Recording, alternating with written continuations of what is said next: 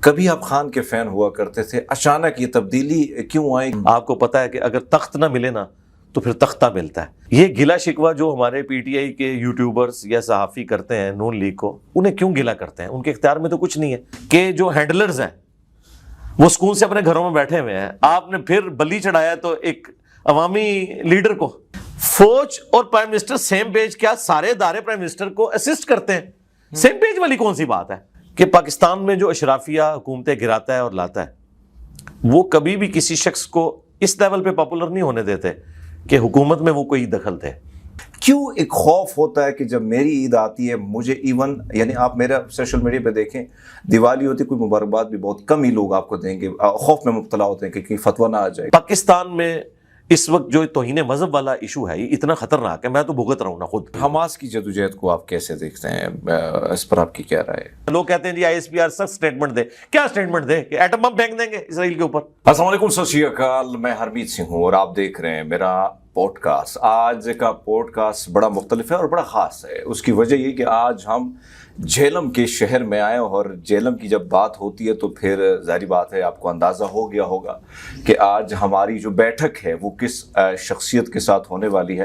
تو جناب اگر ہم بات کریں تمام تر مکاتب فکر کو ساتھ لے کے جانے والے، درس و تدریس کے حوالے سے اگر ہم بات کریں کہ نئی جدت انہوں نے اس کو بخشی ہے، اور ہم ان کو دیکھتے ہیں کہ نہ صرف مسلمان بلکہ مختلف مذاہب سے تعلق رکھنے والے لوگ ان کو سنتے ہیں۔ اگر ہم ان کی بات کریں تو سیاست، معیشت، مذہب، تمام تر چیزوں کو بڑے کھلے طریقے سے وہ ڈسکس کرتے ہیں۔ انجینئر محمد علی مرزا صاحب ہمارے ساتھ ہیں، بہت شکریہ سر آپ کا وقت دینے کا۔ جزاک اللہ خیرہ۔ کیسے ہیں آپ؟ ٹھیک ہے الحمدللہ الحمدللہ۔ اگر ہم بات کریں جو اس وقت سیاست ہو رہی ہے، اگر علماء کرام کی سیاست کے حوالے سے ہم بات کریں تو بڑا اہم رول ہوا کرتا تھا تاریخ کی پنوں کو اگر ہم دیکھ کے کھنگالتے ہیں تو کہیں نہ کہیں ایک اہم رول ہمیں ملتا ہے۔ آج کل کی جو مذہبی جماعتیں ہیں کہیں نہ کہیں ہم دیکھتے ہیں کہ ان کی جو سیاست ہے، جو طرز عمل ہے، جو عام آدمی ہے وہ دور ہوتا چلا جا رہا ہے۔ اس کی کیا وجوہات ہیں؟ اس کی وجہ یہ کہ انہوں نے اپنا طرز سیاست بدل لیا ہے۔ آپ 70s میں اگر انہی مذہبی جماعتوں کے بڑوں کے talk shows P T V والے دیکھیں، وہ تو لگتا ہے بڑے شریف لوگ بیٹھے ہوئے، اتنے احترام میں اینکر بھی بات کر رہا ہے اور مخالف جماعتیں بھی بات کر رہی ہیں۔ یعنی مولانا فضل الرحمان صاحب کے والد صاحب کو آپ دیکھیں، اور اسی طریقے سے شاہ احمد نورانی صاحب کو گفتگو کرتے ہوئے، یہ لوگ تو عشیر بھی ان کو نصیب نہیں ہوا ان کا۔ اور پلس پھر بیچ میں اگر آپ دیکھیں نا، جو رشیا اور امریکہ کی کولڈ وار ہے جی، اور پھر افغانستان کی ساری صورتحال، اس نے بھی ہمارے، میں سمجھتا ہوں، مینٹل ماڈلز بدل دیے ہیں، اور اس میں سیاست میں بھی شدت آ گئی ہے۔ پھر بھی میں سمجھتا ہوں کہ اس وقت جو ہماری مذہبی جماعتیں ہیں، اگر آپ ان کو ہارڈ لائنر قسم کے جو دوسرے مذہبی لوگ ہیں ان سے کمپیئر کریں تو یہ بہت بہتر ہے۔ یعنی میں مولانا فضل الرحمان صاحب کی سیاست اور ان کے مذہبی فکر سے اختلاف رکھنے کے باوجود یہ کہوں گا کہ وہ پاکستان کے لیے ایسٹ ہے کہ ایٹ لیسٹ انہوں نے لاکھوں لوگوں کو قومی دھارے میں رکھا ہوا ہے۔ ادروائز یہی لوگ ہیں جو نان اسٹیٹ ایکٹر بھی بن سکتے تھے۔ مولانا فضل الرحمان صاحب کی وجہ سے وہ پالیٹکس میں ہیں، اسمبلیوں میں بیٹھتے ہیں، پاکستان کے آئین کو مانتے ہیں، فوج کو مانتے ہیں۔ یہی وجہ ہے کہ مولانا فضل الرحمان کو کم از کم 3 دفعہ تو مرڈر اٹیمپٹ ان کے اوپر ہو چکی ہے انہی جماعتوں کی طرف سے کہ آپ اس سسٹم کا حصہ کیوں ہیں۔ باقی جو کمزوریاں ہیں وہ آپ دیکھیں وقت کے ساتھ ساتھ انسان لرن کرتا ہے۔ جس طرح عمران خان صاحب نے کئی معاملات میں لرن کیا، جب ان کی ساس اب فوت ہوئی ہیں، وہ خان صاحب جو باہر ہوتے ہوئے ان لوگوں سے ملتے نہیں تھے، اب وہ افسوس کے لیے لوگوں کو بھجوا رہے ہیں، اور وہاں پہ بھی بڑا اچھا جیسچر دیا مولانا فضل الرحمان صاحب نے کہ میں اس چیز کو اخلاقی اقدار کے منافی اور سیاست کے منافی سمجھتا ہوں کہ میرا جو مخالف ہے وہ جیل کے اندر ہے اور میں باہر آزاد ہوں، انہیں بھی پورا موقع ملنا چاہیے کہ وہ بھی پالیٹکس میں حصہ لیں اور الیکشن لڑیں۔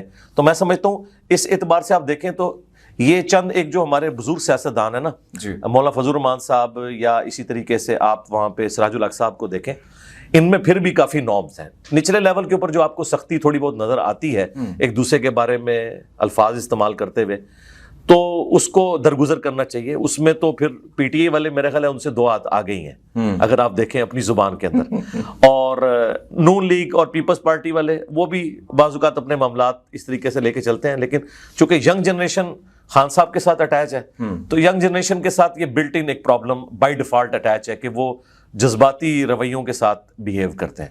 لیکن اس کی نسبت آپ مذہبی جماعتوں کی اگر ایکٹیویٹیز دیکھیں تو وہ پھر بھی الفاظ کا چناؤ اچھا کرتے ہیں. ان کے جو تقریر کرنے والے ہیں وہ ولگر لینگویج یوز نہیں کرتے. یعنی ایون ٹی ایل پی سے میرے اختلافات ہیں، لیکن اگر آپ سعد رضوی صاحب کو دیکھیں تو ان کی گفتگو کا سٹائل کافی اچھا ہے ایز کمپیئر ٹو جو ہمارے سیاسی جماعتوں والے الفاظ استعمال کرتے ہیں. اس قسم کے الفاظ وہ آپ کو استعمال کرتے ہوئے نظر نہیں آئیں گے. سیاست سے اختلاف ہو سکتا ہے والے کسی. میرے صاحب اگر ہم دیکھیں اس وقت جو نفرت ہے، تقسیم ہے، دوریاں ہیں، کیا سبب ہے، کیا وجہ ہے اس وقت جو سچویشن بنی ہوئی ہے، اس کی کیا وجہ آپ سمجھتے ہیں؟ کون سی دوریاں آپ بات کر رہے ہیں؟ سر اگر ہم اسٹیبلشمنٹ میں اور پی ٹی آئی میں جو جماعتوں کو اگر ہم دیکھیں، ہاں جی، ان کے درمیان ایک پارٹی کو لے کے تمام تر چیزیں جو ہم دیکھ رہے ہیں، پھر اسٹیبلشمنٹ کا جو رول ہے اس کو آپ کیسے دیکھ رہے ہیں؟ ایک وقت تھا، وہ بھی ہم اسی میں سوال کر لیتے آپ سے کہ کبھی کبھی آپ کہا کرتے تھے کہ جو اسٹیبلشمنٹ ہے، جو فوجی حضرات ہیں، یہ اگر خانہ کعبہ کے چھت پر بھی جا کے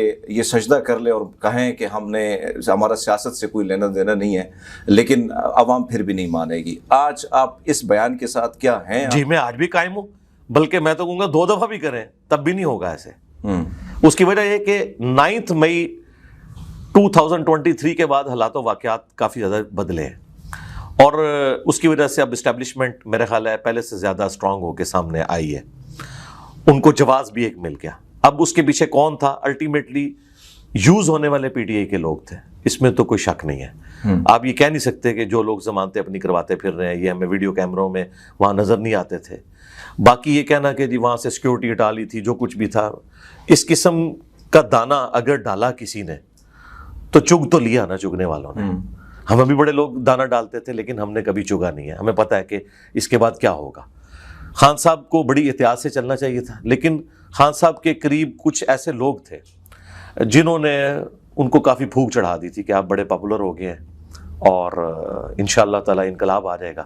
آپ کو پتہ ہے کہ اگر تخت نہ ملے نا تو پھر تختہ ملتا ہے. یہ تو دعائیں دیں آپ ڈیموکریٹک ویلیوز کو، آئین کو، کہ تختے تک بات نہیں جا رہی. ابھی عدالتیں بھی تھوڑی اپنے پاؤں پہ کھڑی ہوئی ہیں، ورنہ آپ دیکھیں کہ انہی عدالتوں نے بھٹو کے ساتھ جو ظلم کیا، میں تو سمجھتا ہوں وہ ایک تاریخی طور پر پاکستان کی سیاست کا شب خون مارنے والی بات ہے. تو یہ والا ایپیسوڈ ریپیٹ ہو سکتا تھا، لیکن اب مجھے کوئی امید نظر آ رہی ہے کہ انشاءاللہ اس ایکسٹریم تک معاملات نہیں جائیں گے، ورنہ کیسز تو ان کے پاس موجود تھے. اگر ہم دیکھیں اس وقت جو الیکشن کی تیاریاں ہو رہی ہیں، بلکہ الیکشن آپ یہ کہہ سکتے ہیں کہ ایک طرف ہم دیکھ رہے ہیں کہ ایک جماعت کو جس طریقے سے دیوار سے لگایا جا رہا ہے، سوشل میڈیا پہ کلپ وائرل ہیں اور لوگوں کو پکڑا جا رہا ہے، پکڑ دھکڑ ہے، پھر کہیں نہ کہیں ایک جماعت جو ہے اس کی قبولیت ہے، مقبولیت نہیں ہے. ایک جماعت کی قبولیت نہیں ہے، مقبولیت ہے. اگر یہ الیکشن ہوتا ہے اور سچویشن یہ ہے جس طریقے سے ایک پارٹی کو دیوار سے لگایا جا رہا ہے، دوسری جماعت جو ہے خاص کر نون لیگ جس کو سپورٹ حاصل ہے، تو آپ کو نہیں لگتا کہ یہ الیکشن جو ہے یہ انتشار سے بھرپور ہوگا، کہیں نہ کہیں خوفناک؟ دیکھیں میرے بھائی، یہ تو ریپلیکا ہی ہو رہا ہے 2018 میں. بالکل آپ اگر خبروں میں نام ختم کر دیں اور خبریں سننا شروع کر دیں تو یہ 2018 والی خبریں ہی آ رہی ہیں. یعنی جس طریقے سے اس زمانے میں محکمہ زراعت سامنے آیا تھا، اب اور طرح کے محکمے سامنے آ رہے ہیں، اور کاغذات نامزدگی جو ہیں وہ کسی کے جمع ہو رہے ہیں، کسی کے نہیں ہو رہے. تو جمع ہو گئے جن کے ان کے ایکسیپٹ نہیں ہو رہے، اور کینڈیڈیٹس اس طریقے سے اویلیبل نہیں ہو رہے. یہ وہی ایک آپ کو نہیں لگتا کہ 2018 کو الیکشن کو میں نے کور کیا ہے، 2013 کو بھی بڑے قریب سے دیکھا ہے سر، اگر اس الیکشن کی بات کی جائے تائید کنندہ جو ہے اس کو بھی نہیں چھوڑا جا رہا ہے، اگر کوئی ساتھ جا رہا ہے اس کو بھی پکڑا جا رہا ہے، جس قسم کی یعنی توڑ پھوڑ یہ ساری چیزیں. جی میں اس طرف آنے لگا تھا، وہ میں بات اپنی مکمل کر لیتا ہوں. جی میں نے تو ابھی تمہید بنائی تھی اس کے اوپر. پہلے تو یہ آپ جیسے لوگوں کو کلیئر کرنے کی ضرورت ہے کہ یہ ظلم کوئی پہلی دفعہ تاریخ میں نہیں ہو رہا. اب تو سب نے مان لیا ہے 2018 میں جو کچھ ہوا. تو اگر آج پی ٹی آئی یا ان کے سپورٹرز یہ اعلانیہ طور پر کہیں کہ 2018 میں بھی غلط ہوا تھا، اس وقت کی مقبول جماعت نون لیگ تھی، بالکل تھی، ٹھیک ہے، اتنا کچھ کر کے بھی انہوں نے پنجاب میں اکثریت لے لی تھی، پھر بھی حکومت نہیں بنانے دی گئی. اس کے اگینسٹ آپ دیکھیں 2013 میں پی ٹی آئی نے سادہ اکثریت کے پی میں حاصل کی، لیکن نواز شریف صاحب نے انہیں حکومت بنانے دی. حالانکہ اس وقت وہ بھی جوڑ توڑ کر کے سب کچھ کر سکتے تھے، لیکن انہوں نے نہیں کیا. وہ گڈ جیسچر جو نواز شریف صاحب نے 2013 میں دیا تھا، وہ خان صاحب نے 2018 کے بعد پنجاب میں مسلم لیگ نون کو نہیں دیا. تو ظاہر ہے انسان تو انسان ہے، پھر وہ چیزیں سنبھالی ہوئی ہوتی ہیں. اب وہ مزے لے رہے ہیں، ہم انہیں بھی سمجھائیں گے جس طرح ان کو سمجھاتے تھے، انہیں تو زیادہ سمجھائیں گے اس اعتبار سے کہ آپ کے ساتھ تو پہلے سب کچھ ہو چکا ہے، اب آپ اپنے مخالفین کے ساتھ ایسا نہ کریں. میں آپ کو ریالٹی یہ بتاؤں، اس وقت ان کے اختیار میں بھی کوئی چیز نہیں ہے. یہ گلا شکوہ جو ہمارے پی ٹی آئی کے یوٹیوبرز یا صحافی کرتے ہیں نون لیگ کو، انہیں کیوں گلا کرتے ہیں؟ ان کے اختیار میں تو کچھ نہیں ہے. جس طریقے سے 2018 میں عمران خان صاحب کے اختیار میں کچھ نہیں تھا، کرنے والے اس وقت کر رہے تھے، اور آج وہ کرنے والے زیادہ مضبوط ہیں کیونکہ 9 مئی ہو گئی ہے. اس کی وجہ سے عوام کی ہمدردیاں بھی اس طرف چلی گئیں کہ جی بڑا غلط ہوا، پاکستانی تاریخ میں ایسے کبھی بھی نہیں ہوا. باقی اس کی جو تحقیقات ہیں وہ الگ، لیکن ایک ایپیسوڈ تو ایسا غلط ہوا ہے جسے اب خان صاحب نے شروع میں مس ہینڈلنگ کی. انہوں نے کہا کہ مجھے پکڑیں گے یہ تو ہوگا، آندہ بھی ہوگا. بعد میں انہوں نے مذمت کی، لیکن وہ شروع میں جو جذباتی سٹیٹمنٹس نکل جاتی ہیں نا، وہ خان صاحب کو 99 پہ سانپ کاٹ گیا. تو جب 99 پہ سانپ کاٹے تو پھر سیدھا آپ نیچے آ جاتے ہیں. اب دوبارہ سے سیڑھی تک پہنچنے کے لیے تھوڑا ٹائم لگے گا. باقی میں ان جنرل یہ بات کروں گا کہ اس وقت جو کچھ پی ٹی آئی کے ساتھ ہو رہا ہے جی بالکل ظلم ہے. ہم اس کی مذمت کرتے ہیں اور اپنے بڑوں سے یہ ریکویسٹ کرتے ہیں کہ آپ یہ کچھ نہ کریں. ریاست جو ہے ماں کا درجہ رکھتی ہے، اور ماں کا کام یہ ہے کہ بچے اگر نافرمان بھی ہوں، کہیں پہ ان سے مس ہینڈلنگ ہو تو درگزر کا معاملہ ہونا چاہیے. بہرحال ہے تو اپنے لوگ ہیں. میں تو یقین کریں کہ میں جب یہ ساری عدالتی خبریں اور باقی چیزیں بھی میرے تک پہنچتی ہیں، میں تو پرسنلی بہت دکھی ہوتا ہوں جی. اور میں نے اپنے اینڈ کے اوپر جتنے بھی ہائر اپس ہیں ان تک اپنی پرسنل ریکویسٹ بھی بھجوائی ہیں کہ خدا کے لیے انصاف سے کام لیں. اب یہ تو بڑا ظلم ہے کہ جیو فینسنگ کے اندر کچھ لوگوں کے نام آ گئے، اور ابھی تک وہ بیچارے اپنا کیس ہی آگے نہیں چلا پا رہے کہ وہ شناخت پریڈ کے عمل سے آگے معاملات چل ہی نہیں رہے ہیں. 6-7 مہینے کے بعد بھی وہ چھوٹیں گے یہ کہہ کے جی آپ تو بے قصور تھے. تو زندگی کے 6 مہینے آپ نے لیے، وہ آپ نے سمجھ لے وہ ان کی 6 مہینے کی زندگی کم کر دی آپ نے. اور جو اس کے پیچھے ان کی خاندان کی حالت ہے، ان کے رشتہ داروں کی حالت ہے، وہ انتہائی تکلیف دہ چیز ہے. جو لوگ جرم میں شامل ہیں وہ تو خان صاحب نے بھی کہا ہے انہیں سزا ملنی چاہیے. خان صاحب نے بھی، میرا خیال نہیں ہے کہ کہیں پہ یہ انسٹرکشن دی ہوگی کہ آپ نے آگ ضرور لگانی ہے، توڑ پھوڑ ضرور کرنی ہے. ظاہر ہے انہوں نے احتجاج تک کی بات کی ہوگی، اور یہ نیچرل ہے. پولیٹیکل لیڈر کوئی بھی احتجاج سے آگے کی بات نہیں کرتا، بالکل نہیں کرتا کہ وہ اسلحہ آپ پکڑ لیں، ورنہ تو وہاں اسلحہ بردار لوگ پہنچے ہوتے ہیں نا. لیکن یہ 9 مئی کا جو ایک ایکٹیویٹی ہے، ثانیہ ہے، یہ فیسیلیٹیٹ تو اس اعتبار سے ہوا ہے ریاستی اداروں کی طرف سے کہ اگر وہ چاہتے اسٹرکٹ سیکیورٹی کر کے اسے روک سکتے تھے، لیکن ان کے پاس اپنا ایک اوپینین ہے. وہ کہتے ہیں اگر ہم یہ کرتے تو انہوں نے کہنا تھا ہمیں ڈیموکریٹک رائٹ سے انہوں نے محروم کر دیا ہے، تو ہم نے بھی جو ہے نا کہا کہ ٹھیک ہے آ جاؤ پھر جو کچھ کرنا ہے. ظاہر ہے جواب ہر بات کا موجود ہوتا ہے، بالکل جی. اور یہ تو عدالت یا عدالتی کمیشن ہی ثابت کر سکتا ہے کہ پیچھے اس معاملے میں اصل کلپرٹ کون ہے. لیکن ایپیسوڈ غلط ہے، بہت غلط ہوا، اور اس کی وجہ سے اب پیپلز پارٹی جیسی ڈیموکریٹک جماعت کم از کم اپنے کئی ایک معاملات میں وہ باقی جماعتوں سے، اے این پی کو اور پیپلز پارٹی کو اور جماعت اسلامی کو، یہ 3 جماعتیں ایسی ہیں کہ بہرحال پھر بھی یہ جمہوریت کے لیے کھڑی ضرور ہوتی ہیں. وہ بھی آپ کو اب کہتے ہوئے نظر آ رہے ہیں کہ جی وہ بڑے گھر والے اتنے ناراض ہیں کہ اب ہم بھی اپنی بات ان کے سامنے نہیں رکھ سکتے، وہ 9 مئی کو سامنے لے آتے ہیں.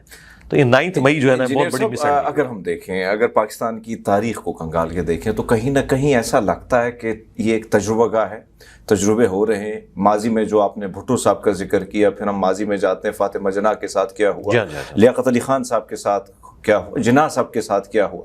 اس ساری سچویشن کو اگر ہم دیکھیں، کیا وجہ ہے؟ کیا ماضی سے نہیں سیکھ پاتے اور پھر آگے بڑھتے وہی تجربے دوبارہ جو آپ نے فرمایا کہ 2018 میں جو کچھ ہوا، 2013 میں جو کچھ ہوا، ابھی دوبارہ وہی سب کچھ ہو رہا ہے. آپ نہیں سمجھتے کہ ملک کے لیے کتنا خطرناک ہے کہ تجربے کرتے کرتے کہیں نہ کہیں ریاست جو ہے، جو سچویشن ہے، عام آدمی، آپ نے فرمایا کہ میں صبح اخبار پڑھتا ہوں، خبریں آتی ہیں، پریشان ہوتا ہوں، میں خود بھی پریشان ہوتا ہوں، میرے ساتھ میری فیملی، دیگر لوگ بھی پریشان ہیں، کاروبار لوگ کے ٹھپ پڑے. یہ تجربے کر کر کے کیوں ہم سیکھ نہیں پا رہے؟ سر سیکھیں گے، لیکن بات یہ کہ جن کو حکمرانی کا مزہ لگ چکا ہے وہ اپنا مزہ چھوڑنے کے لیے تیار نہیں ہے. میں تو شروع سے ہی بات کرتا ہوں. خان صاحب تو اب انقلابی ہوئے ہیں نا، میں تو پہلے دن سے انقلابی ہوں، لیکن ظاہر ہے خان صاحب نے جو ایفرٹ کی ہے میں تو وہ نہیں کر سکا. پولیٹکس میری فیلڈ نہیں تھی اس اعتبار سے، میں نے تو ظاہر ہے سچائی کے لیے کھڑا ہونا تھا. تو اب اگر آپ نون لیگ کی نظر سے دیکھیں، وہ کہتے ہیں کہ اقتدار آپ لوگوں نے ہم سے لیا تھا تو ہمیں ہی واپس کریں گے، کیونکہ اس وقت ہمارے ساتھ آپ نے یہ کیا تھا. اگر ہمیں 2018 تک آپ رہنے دیتے، ہم نے اگلے الیکشن بھی جیت لینے تھے پرفارمنس کے ذریعے، اور کئی چیزیں انہوں نے پرفارم بھی کی، بجلی پوری کی، باقی معاملات بھی، سی پیک بھی اگر چلتا رہتا 2021 تک کئی ایک معاملات ہو جانے تھے. لیکن بیچ میں خیر ایک یہ سارا معاملہ ہوا. اب وہ یہ کہتے ہیں کہ چونکہ عدالتیں بھی اپنے ڈیسیژن ریورس کر رہی ہیں، ہمیں بھی آپ ریورس لے کے جائیں، وہی پرائم منسٹر بحال کریں، ہمیں 5 سال دیں، اس کے بعد اگلے الیکشن میں عوام فیصلہ کریں گے. اب یہ بات تو کلیئر ہے کہ اگر نون لیگ حکومت سنبھال کے 5 سال میں پرفارمنس دے دیتی ہے، 5 سال بعد پھر پی ٹی اے کی باری کوئی نہیں آئے گی. یہ تو حقیقت ہے. یہ تو ظاہر عوام پھر اس طریقے سے، کیونکہ کے پی کے اندر جو کچھ ہوا ہے وہ آپ لوگوں کے سامنے ہے، کوئی ایسا وہاں تو اب مسلسل اتنے عرصے سے 10 سال سے زیادہ حکومت ہے. اس لیے اب جو اسٹیبلشمنٹ ہے وہ بھی نون لیگ کے زخموں کے اوپر مرہم اس اعتبار سے رکھ رہی ہے. تو وہ ایک یہ نظام اس طریقے سے چلتا جائے گا. حقیقت بات ہے خان صاحب جو باتیں اب کر رہے ہیں نا، اگر یہ پرائم منسٹر ہوتے ہوئے کرتے سٹارٹ سے ہی، میں نے 2018 کے الیکشن کی رات یہ کہا تھا کہ اس وقت پاکستان کا سب سے مضبوط اگر کوئی انسان ہے نا تو وہ عمران خان ہے، کیونکہ اسٹیبلشمنٹ اسے دولہا بنا کے لائی تھی. ٹھیک ہے، شروع میں وہ بلی مار لیتے نا، جو وہ باتیں کیا کرتے تھے کہ میرا آرمی چیف اگر یوں کر دے، میرا D G I S I یوں کر دے تو میں تو اسے فائر کر دوں گا. کیا تو کوئی نہیں، وہ اعلی کار بنے رہے ان دونوں کے ہاتھوں. الٹیمیٹلی وہ دونوں تو سکون سے گھر میں بیٹھے ہوئے خان صاحب اندر ہیں. اور مجھے اس چیز کا دکھ ہے کہ جو ہینڈلرز ہیں وہ سکون سے اپنے گھروں میں بیٹھے ہوئے ہیں. آپ نے پھر بلی چڑھایا تو ایک عوامی لیڈر کو. تو میں اس وجہ سے دکھی ہوں کہ یہ ایٹیچیوڈ نہیں ہونا چاہیے بالکل. اور اسی لیے میں نے 9 مئی کی رات کو بھی لائیو اپنے سیشن میں ہی بات کی تھی. بڑوں تک بات پہنچ گئی الحمدللہ، لاکھوں لوگوں نے میری ویڈیوز دیکھی ہے، ساروں تک پہنچتی ہیں. اس کے بعد سے مسلسل میں یہ کہہ رہا ہوں کہ خدا کے لیے آپ اپنے معاملات کو اب اس حوالے سے درست کریں. اگر آپ ان ہینڈلرز کو سزا نہیں دے سکتے تو آپ ایک پولیٹیکل لیڈر کو کیوں سزا دیں گے؟ آپ دیکھیں جسٹس شوکت صدیقی صاحب، میں انہیں پرسنلی جانتا ہوں، دلیر آدمی ہیں، اپ رائٹ بندے ہیں. کتنی کوشش کی سپریم کورٹ نے اس دن، لوگ تو کہہ رہے ہیں وہ سازش کی. وہ سپریم کورٹ کا سٹائل یہی ہوتا ہے بات کرنے کا کہ کسی طریقے سے خان صاحب کا نام دے دیں. ٹھیک ہے، لوگ کہہ رہے ہیں وہ حامد خان صاحب کی وجہ سے نہیں لیا. جسٹس شوکت صدیقی نے بھی کبھی نام نہیں لینا تھا. وہ میری طرح بڑے ایک اپ رائٹ قسم کے بندے ہیں اور وہ ٹروتھ لور ہیں. انہوں نے کبھی بھی نام نہیں لینا تھا خان صاحب کا. ان کا مسئلہ یہ ہے کہ وہ یہ سمجھتے ہیں کہ اصل جو کلپرٹ ہے وہ ہینڈلرز ہیں. خان صاحب تو مورا تھے نا، وہ کبھی بھی نام نہیں لیں گے خان صاحب کا کہ جی وہ پوچھ رہے تھے نا قاضی صاحب کے بینیفیشری پھر کون ہوا. ان کا نہیں، میں نے سسٹم کو ٹھیک کرنا ہے. اگر میں نے پینشن ہی لینی ہوتی وہ تو مجھے مل رہی ہے. میں چاہتا ہوں کہ اصل ہینڈلرز جو ہے نا ان کو پکڑا جائے. تو ان میں سے ایک کو تو نوٹس ہو گئے نا، 2-3 بندوں کو. سر ایک اور چیز اگر ہم دیکھیں، اب دولہا عمران خان کو لایا گیا، دولہا بہت سارے دولہے بن جاتے ہیں، جی بنتے ہیں، گھوڑی پھر بھاگ جاتی ہے. اب یہ دولہا جو ہے 4 دفعہ 3 دفعہ نواز شریف صاحب کی بات کر رہا ہوں بنا ہے، اب دوبارہ گھوڑے پہ چڑھنے کو تیار ہے. کیوں یہ آپ کو نہیں لگتا کہ سسٹم کو ڈیریل کرنے میں کہیں نہ کہیں نقصان پہنچانے میں کہیں نہ کہیں دولوں کا بھی کوئی قصور ہے؟ کیونکہ یہ قصور تو ہے، اس میں کوئی شک نہیں ہے. یہ یوز ہو جاتے ہیں اور یہ یعنی آکسیجن دے دیتے ہیں اینڈ ٹائم کے اوپر. لیکن ان بیچاروں کی بھی اپنی مجبوری ہے نا جی، رہنا تو سسٹم کے اندر ہی ہے نا. لوگ بات تو کرتے ہیں جی پولیٹیشینز کیا سٹینڈ لیں گے، مجھے بتائیں. ایک طرف فل پاور ہے، ریسورسز ہیں، دوسری طرف ایک ووٹ کی پرچی ہے. آپ یورپ امریکہ میں تو نہیں بیٹھے ہوئے کہ ووٹ کی پرچی اتنا اثر رکھتی ہے اور لوگ اپنے پولیٹیکل لیڈرز کے ساتھ اتنے ڈیڈیکیٹڈ ہیں کہ وہ ٹینکوں کے آگے جا کے لیٹ جائیں گے. یہاں تو 2 وقت کی روٹی پوری نہیں ہوتی. ٹرکی میں بھی اسٹیبلشمنٹ اس سے زیادہ اسٹرانگ تھی، لیکن ٹرکی کے لوگ یورپ کی خبریں سنتے ہیں، ان میں ڈیموکریٹک ویلیوز ہیں، انہوں نے وقت کے ساتھ چیزیں لرن کی ہیں، پھر وہاں کے پولیٹیکل لیڈرز نے پرفارم کیا ہے. یہاں ہر بندہ طیب اردگان بننے کی کوشش کرتا ہے، خواہ وہ شہباز شریف صاحب ہوں، نواز شریف صاحب ہوں، عمران خان صاحب ہوں.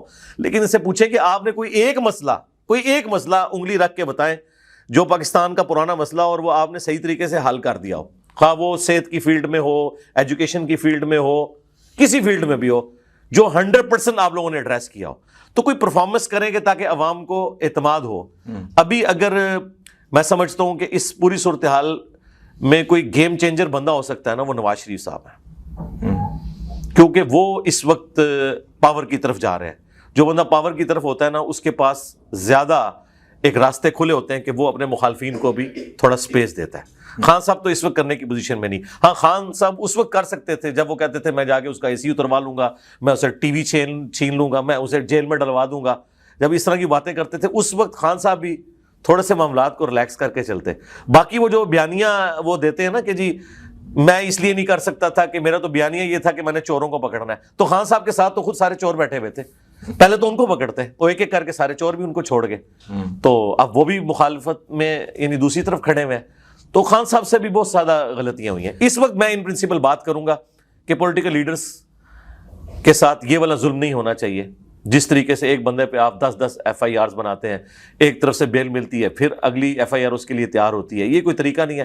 اب عوام کو نظر آ رہا ہے اور عوام کے دل میں نفرت ہی آ رہی ہے اپنے بڑوں. یہ سب اگر ہم دیکھیں 2013 میں آپ نے خان صاحب کو ووٹ کیا, کہیں نہ کہیں آپ کی جو ویڈیوز ہمارے سامنے آتی ہیں میں تو دیکھتا رہتا ہوں, کبھی آپ خان کے فین ہوا کرتے تھے, اچانک یہ تبدیلی کیوں آئی؟ کیا آپ کو کہیں بڑوں نے کہا کہ وزارت؟ کوئی تبدیلی نہیں آئی ہے. خان صاحب کی جو پولیٹکس ہے اس کے اوپر میرے کامنٹس پہلے بھی اسی طرح ہوا کرتے تھے. ایون وہ جو کعبے کی چھت والا بیان ہے, اگر آپ اس ویڈیو کو بھی مکمل دیکھیں, اس میں نے کریٹیسزم کیا ہوا ہے. وہ تو پرانے کلپ نکال کے PTI والوں نے وہ ہنگامہ کھڑا کر دیا, نئی ویڈیو تو کوئی بھی نہیں تھی. باقی جو خان صاحب کے اوپر ایک الزام لگتا تھا نا مذہبی جماعتوں کی طرف سے توہین مذہب کا, اس پہ میں نے ریبٹل کیا تھا. پولیٹکس کو میں نے کبھی اس طریقے سے ٹاپک نہیں بنایا. اچھا, کہ پولیٹکس کو ٹاپک بنا کے خان صاحب کی سپورٹ کی, وہ سارے کے سارے مذہبی معاملات ہیں. مثلا اب اگر UNO میں جا کے خان صاحب نے تقریر کی ہے اور اسلاموفوبیا کے خلاف جو سارے کا سارا معاملہ چل رہا ہے وہ اس کو لیڈ کیا انہوں نے, تو میں تعریف کروں گا نا. ان کی پولیٹکس کی وجہ سے نہیں کر رہا میں, اس وجہ سے کہ انہوں نے مسلمانوں کے ایک ایشو کو اٹھایا ہے. تو اس طرح کے موقعوں پہ میں بولتا تھا, یا ان کے اوپر کبھی توہین مذہب کا الزام لگا. وہ میں آپ کو ابھی بتا دیتا ہوں کہ آج بھی اگر توہین مذہب کا الزام کسی بھی پولیٹیکل لیڈر کے اوپر لگے گا, ہمارے کسی مخالف کے اوپر بھی لگے گا جسے ہم اچھا نہیں بھی سمجھتے ہوں گے پولیٹکس کے پوائنٹ آف ویو سے, میں اس پہ بات کروں گا. اچھا انہی دنوں میں دیکھیں آپ, میں آپ کو 2018 کی بات کروں, یلو پگڑی کے اوپر مولانا فضل الرحمان صاحب کے اوپر بات کی گئی کہ یہ تو جہنمیوں کا لباس ہے. اس وقت تو میں یعنی پولیٹکس میں تو اس وقت بھی اور آج بھی میں ان کی پولیٹکس کے ساتھ ایگری نہیں کرتا, لیکن میں نے 1.5 گھنٹے کی ویڈیو ان کے حق میں ریکارڈ کروائی تھی اور باقاعدہ میں نے ان کو پھر وہ ویڈیو بھجوائی بھی تھی مولانا فضل الرحمان صاحب کو. تو میں اپنے سٹانس پہ اپنی جگہ کھڑا ہوں. خان صاحب اب نظریاتی ہوئے ہیں, یعنی مجھے بتائیں خان صاحب جب یہ کہتے تھے سیم پیج, تو کیا یہ آئینی طور پہ ان کا جملہ درست تھا؟ سیم پیج نہیں. فوج اور پرائم منسٹر سیم پیج, کیا سارے ادارے پرائم منسٹر کو اسسٹ کرتے ہیں؟ سیم پیج والی کون سی بات ہے؟ اب وہ سیم پیج کہہ کے نا وہ اپنے مخالفین کو ابھارتے تھے کہ فوج میری پشت پہ ہے, اس کی وجہ سے مخالفین ایک آدھ بیان داغ دیتے تھے فوج کے خلاف, پھر خان صاحب کو تھوڑی آکسیجن مل جاتی تھی, یوں چلتے رہے. اب وہی کچھ مخالفین خان صاحب کے ساتھ کر رہے ہیں. تو یہ سیم پیج یہ نعرہ تو خان صاحب نے خود لگایا ہوا تھا, تو میں نے تو نہیں ان کو کہا تھا کہ آپ کہا کریں, تو ہم کہتے تھے وہ نعرہ غلط تھا, نہیں کہنا چاہیے تھا. ہاں اب آپ جو باتیں کر رہے ہیں نا یہ نظریاتی باتیں ہمیں اچھی لگتی ہیں. یہ سب اگر ہم دیکھیں اس وقت ہمارے سامنے بہت ساری چیزیں ایسے آ رہی ہیں, غیر آئینی اقدامات بھی ہو رہے ہیں, لوگ لاپتہ بھی ہو رہے ہیں. بلوچستان سے خواتین کا وہ بڑے پرامن طریقے سے آتے ہیں, میں اس کو کور بھی کرتا رہتا ہوں. ان پر جس طریقے سے اسلام آباد میں تشدد کیا گیا, پھر اگر ہم گلگت بلتستان میں بات کرتے ہیں وہاں سے لوگ لاپتہ ہوتے ہیں. اس ساری سچویشن میں کہیں نہ کہیں مذہبی رہنما جو ہیں, بہت سارے ایسے آپ جیسے مفکرین جو ہیں, لوگوں کو جو جس طریقے سے آپ کو لوگ سنتے ہیں, کبھی ہم نے نہیں دیکھا کہ آپ نے آواز ان کے لیے بھی اٹھائی ہو. سرکار ہم نے 2013 میں ویڈیو ریکارڈ کروائی تھی بلوچستان کے حق میں, جب مذہبی جماعتیں, اسٹیبلشمنٹ, سیاسی جماعتیں ایک پیج پہ ہوا کرتی تھی. FATF سے بھی میں 3-4 سال پرانی بات کر رہا ہوں, یوٹیوب پہ میری اپلوڈنگ ڈیٹس موجود ہیں. میں نے اس وقت بلوچستان کے حق میں آواز بلند کی تھی جب فوجی آپریشن اس وقت شروع ہوا تھا. مشرف نے جو کچھ کیا بگٹی صاحب کے ساتھ, میں نے اس زمانے میں مخالفت کی تھی. اب یہ جو آپ کہہ رہے ہیں اس میں ہمارے استاد جو جاوید احمد غامدی صاحب ہیں, انہوں نے بڑے اچھے طریقے سے گفتگو کی ہے اور اس میں مزید ویلیو ایڈیشن کی ضرورت نہیں تھی. تو میں نے پہلے ہی دن وہ ویڈیو اپنے آفیشیل پیج سے شیئر کروا کے نیچے باقاعدہ کامنٹس کر کے پن کیے. ان کی ویڈیو کے نیچے بھی کامنٹس میرے ٹاپ پہ نظر آ رہے ہیں کہ میں 100% ایگری کرتا ہوں جو کچھ غامدی صاحب نے کہا ہے, تو ہم سپورٹ کرتے ہیں. باقی مجھے یہ بتائیے, جب خان صاحب تھے, خان صاحب نے اختر مینگل صاحب کو اپنے ساتھ جن نکات کی بنیاد کے اوپر شامل کیا تھا. ان میں مسنگ پرسنز کا مسئلہ سب سے بڑا تھا. اس وقت یہ دھرنوں میں بھی جا کے بیٹھتے تھے, منظور پشتین کے ساتھ بھی بیٹھتے تھے. خان صاحب جب پرائم منسٹر بنے تو پھر مسنگ پرسن کا مسئلہ کدھر گیا؟ اسی کی وجہ سے پھر الٹیمیٹلی وہ چھوڑ گئے. اب جب باہر نکلے ہمیں یہ وسوسے آتے ہیں کہ آج کل اگر پی ٹی آئی کے سپورٹر صحافی یا یوٹیوبر جا کے ان دھرنوں میں بیٹھ رہے ہیں نا, تو وہ بس یہی کر رہے ہیں کہ دشمن کا دشمن جو ہے نا وہ دوست ہوتا ہے, اور دوست کا دشمن, یہ وہ والا چکر لگ رہا ہے مجھے. ہو سکتا ہے میری بدگمانی ہو. یہ ساری باتیں اس وقت اچھی لگتی ہیں جب آپ خود حکومت میں تھے. پھر مجھے اچھا لگتا ہے کہ عمران ریاض خان جو ہے وہ بلوچیوں کے حق میں آواز بلند کرتے. اب کر رہے ہیں, بہت اچھی بات ہے. چونکہ اب انہوں نے معافی مانگ لی ہے تو میں انہیں کرٹیسائز بھی نہیں کروں گا. انہوں نے یوں ہاتھ جوڑ کے معافی مانگی ہے اور ہماری سسٹر کو یعنی اپنی وائف کو وہ ساتھ لے کے گئے ہیں, بہت اچھی بات ہے. لیکن اس وقت جو کچھ کرتے تھے, اس زمانے میں پاور میں تھے, اس وقت کچھ کر سکتے تھے تو کرتے. اس وقت ثاقب نثار صاحب بھی آ کے بار میں جب خطاب کرتے تھے, میں تو ایک دن بڑا ایکسائٹ ہو گیا. انہوں نے کہا میں نے تو بلایا ہے D G I S I کو بھی کہ مسنگ پرسن کا مسئلہ حل کرو. اب مجھے کیا پتا تھا کہ اس نے کیا بلانا ہے, یہ تو خود ان کے پاس جاتے ہیں. ہم تو سمجھے تھے کہ افتخار چودھری کے نام ساری دلیر ہوں گے, تو یہ تو سارے بھیگی بلی ہیں. لیکن اب قاضی صاحب سے تو میں امید کرتا ہوں, اور وہ بلوچستان سے ہیں. اس وقت ہمارے پرائم منسٹر صاحب بھی بلوچستان سے ہیں, ہمارے سینٹ کے جو چیئرمین ہیں وہ بھی بلوچستان سے ہیں. تو پھر بلوچیوں کے حق کے لیے ہمارے بڑوں کو دیکھنا چاہیے کہ آپ لوگ سارے بلوچستان سے آئے ہوئے, صرف نام کے ساتھ بلوچی لکھوا رہے ہیں آپ لوگ اور وہ ویل کر رہے ہیں, ان کے لیے کھڑے نہیں ہونا. تو یہ جو کچھ ظلم ہو رہا ہے نا جی, میں بالکل اس میں ان بلوچیوں کے ساتھ کھڑا ہوں. اور نہتے لوگ ہیں بیچارے, کوئی اسلحہ نہیں انہوں نے اٹھایا ہوا, کوئی کچھ نہیں ہے, لیکن ان کے ساتھ جو اس طریقے سے بہیو کر رہے ہیں بالکل کھڑا. آپ نے جو فرمایا کہ عمران خان کبھی ان کے ساتھ ہوا کرتے تھے اقتدار میں, ساری چیزیں یہی چیزیں ہم نے دیکھی. مریم نواز صاحبہ ٹی چوک میں بیٹھا ہوا کرتی تھی, رونا روتی تھی, ہم اس کو کور کرتے تھے. پھر عمران ریاض کے حوالے سے جو آپ نے فرمایا, واقعی میں انہوں نے معافی مانگی, ان کو یہ پتہ چلا کہ غلطی ہوئی ہے. طلعت حسین کے حوالے سے, افسر عالم کے حوالے سے آپ کی جو مختلف ویڈیوز ہیں ان کے حوالے سے جو کمنٹس ہیں وہ بھی چل رہے ہیں. آپ نے فرمایا کہ وہ بڑے کریڈیبل جرنلسٹ ہیں. اگر ہم ان کی کے حوالے سے بات کریں تو کہیں نہ کہیں آپ کو نظر نہیں آتا کہ کسی کی بیگم کو, کسی خاتون کو جب ان کا نام ہو اور کسی اور نام سے اس کو پکارا جائے تو طلعت حسین کی جتنی ویڈیو ہم نکالتے ہیں وہ عمران خان کی جو زوجہ ہے اس کو سیدھا پنکی پیرنی اس قسم کے جو ہے الفاظ سے کا چناؤ وہ کرتے ہیں. کیا یہ درست ہے سر؟ یہ نام پہلے چلتا تھا, میں نے بھی ایک دو ویڈیوز میں یوز کیا, بعد میں مجھے پتا چلا وہ اس چیز کو برا بناتی ہے, پھر میں نے کبھی دوبارہ استعمال نہیں کیا. حالانکہ مجھے بنیادی طور پہ ان کے عقائد سے اختلاف ہے, اور میں سمجھتا ہوں کہ خان صاحب جو ہر تقریر سے پہلے ایاک نعبد و ایاک نستعین پڑھتے, تو میں نہیں تھا ایکسپیکٹ کر رہا کہ وہ اپنی وائف کی وجہ سے قبر پہ جا کے جھک جائیں گے.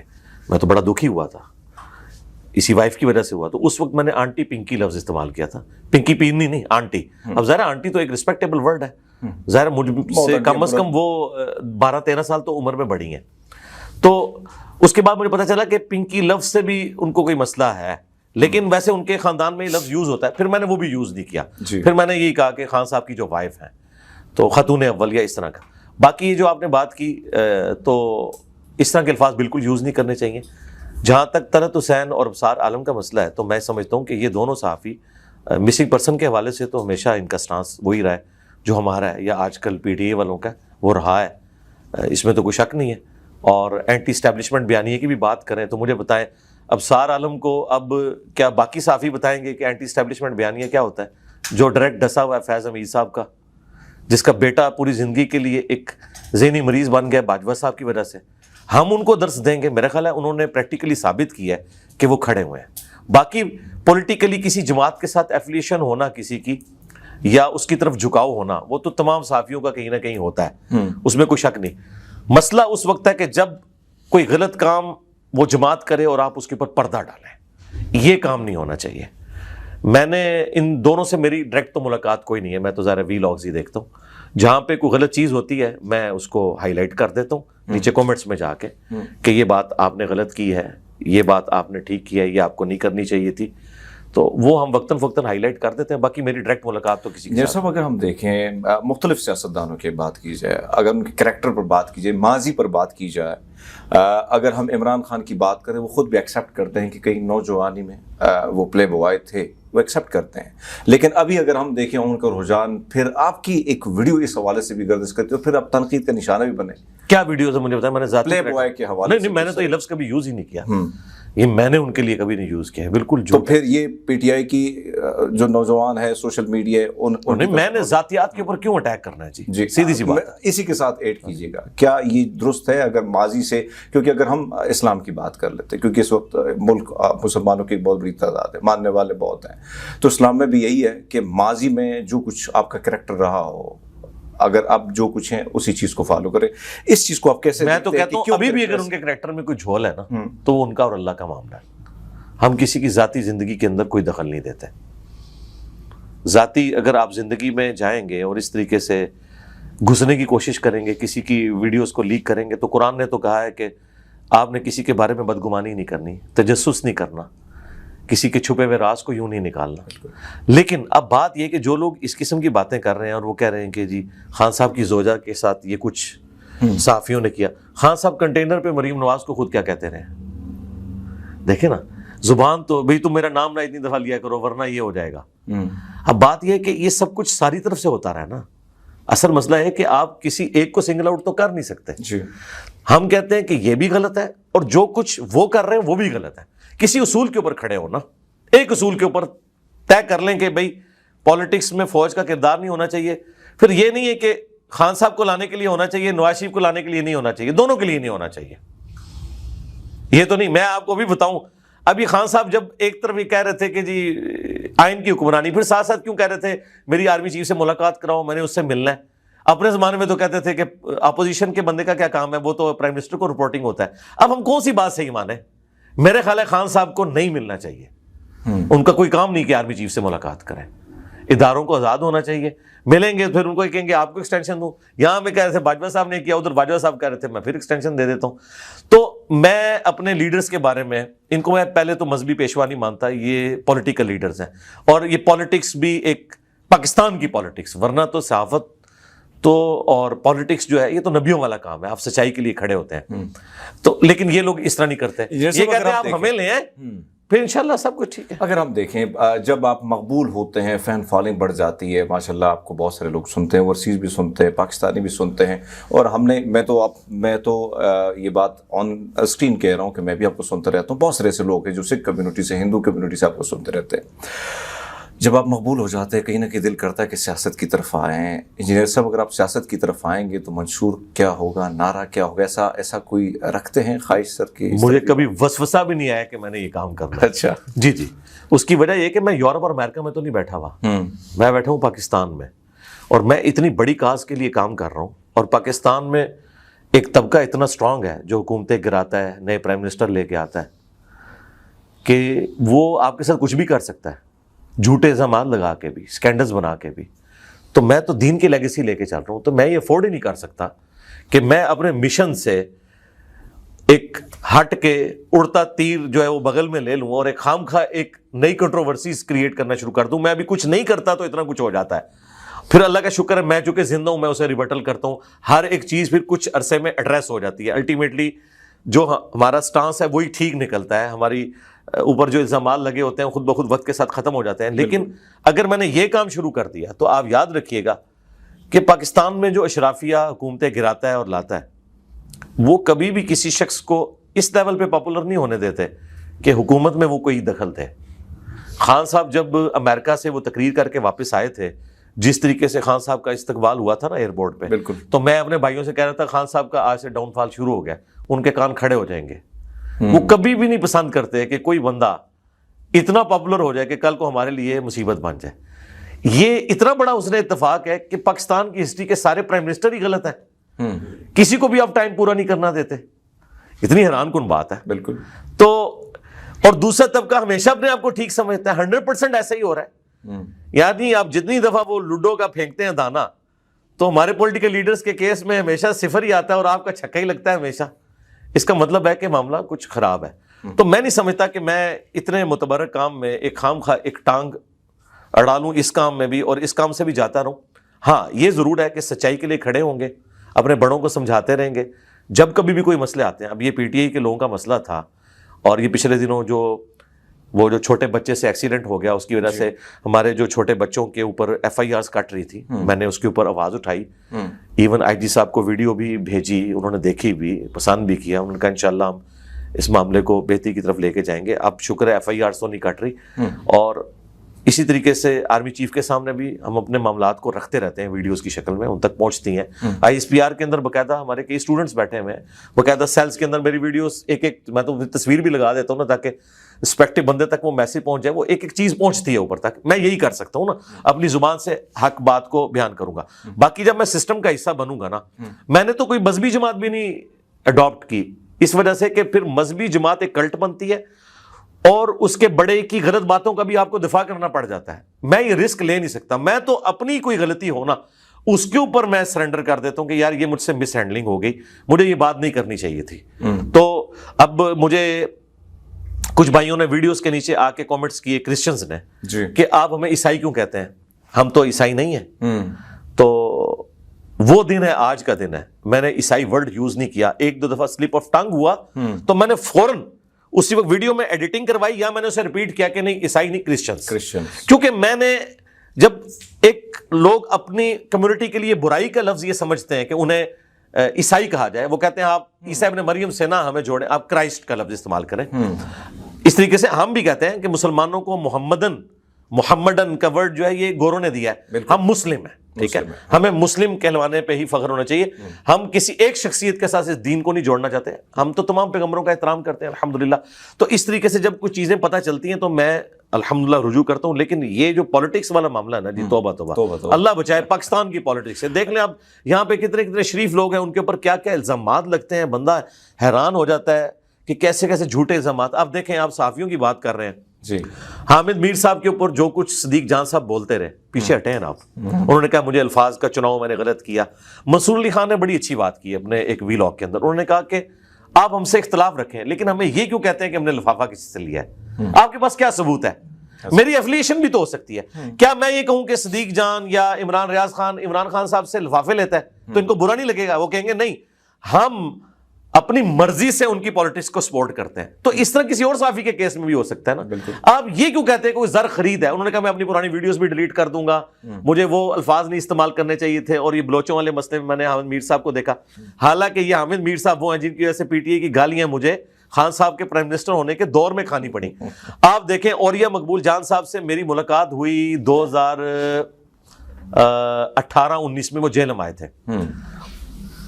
اس زمانے میں یعنی اپنے عروج کے اوپر تھے خان صاحب.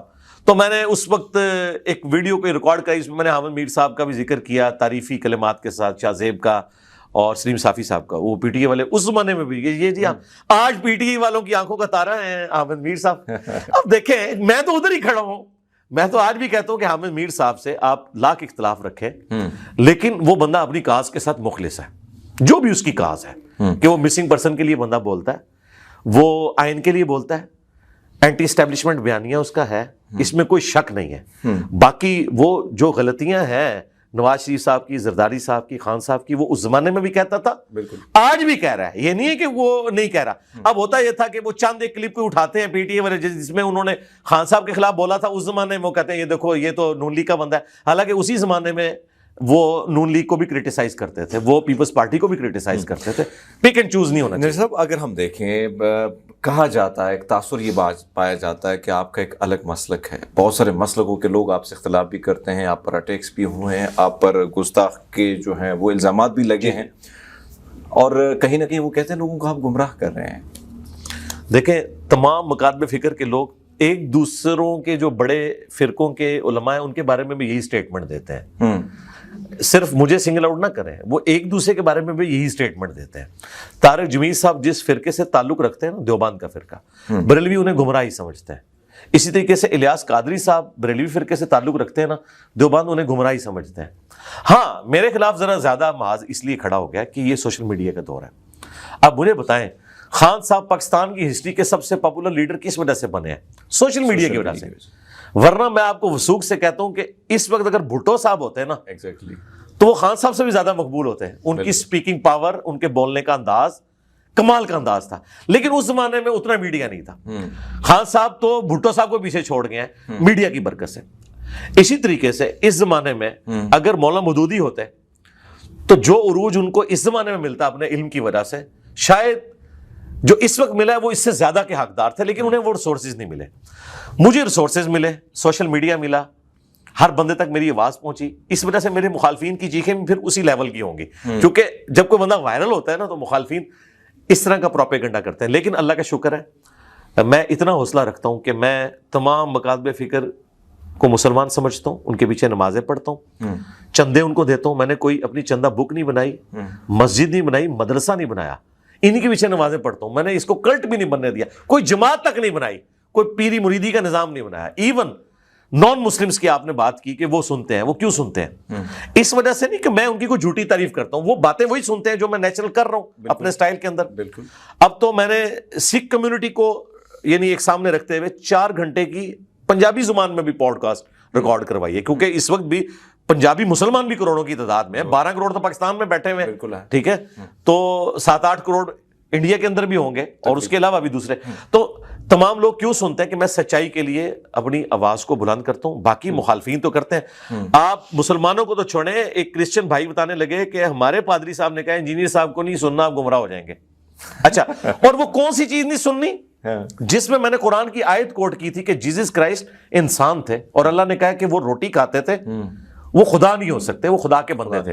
اب چونکہ انہوں نے تو اس کو خدا کا بندہ ڈکلیئر کیا ہوا ہے یا خدا ڈکلیئر کیا ہے، تو وہ اس کو گمراہی سمجھتے ہیں. حالانکہ میرا کلپ وہ کرسچنز کے خلاف نہیں تھا، وہ میں مسلمانوں کو سمجھا رہا تھا کہ جیزس کرائسٹ جو وجیہن فی الدنیا والآخرہ ومن المقربین ہے، اللہ تعالیٰ کے سب سے پسندیدہ 5 پیغمبروں میں سے ہیں. ان کا سٹیٹس یہ ہے کہ اللہ تعالیٰ کہہ رہا ہے کہ وہ روٹی کھانے کے محتاج تھے، ان کو بھی موت آنی ہے، انسان ہے.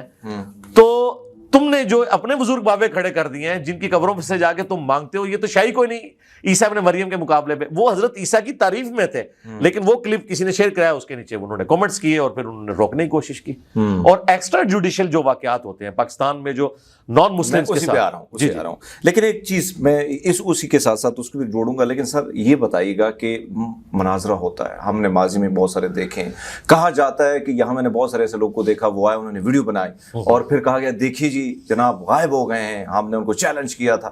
یہ چیلنج سے آپ کیوں غائب ہو جاتے ہیں؟ اس کی کیا وجوہات ہوتی ہیں؟ مجھے بتائیں اس طرح کیسے ہوتا ہے کہ آپ کسی کی مرضی کے بغیر اسے چیلنج کر کے اس کے گھر پہنچ جائیں؟ اس طرح تو نہیں ہوتا.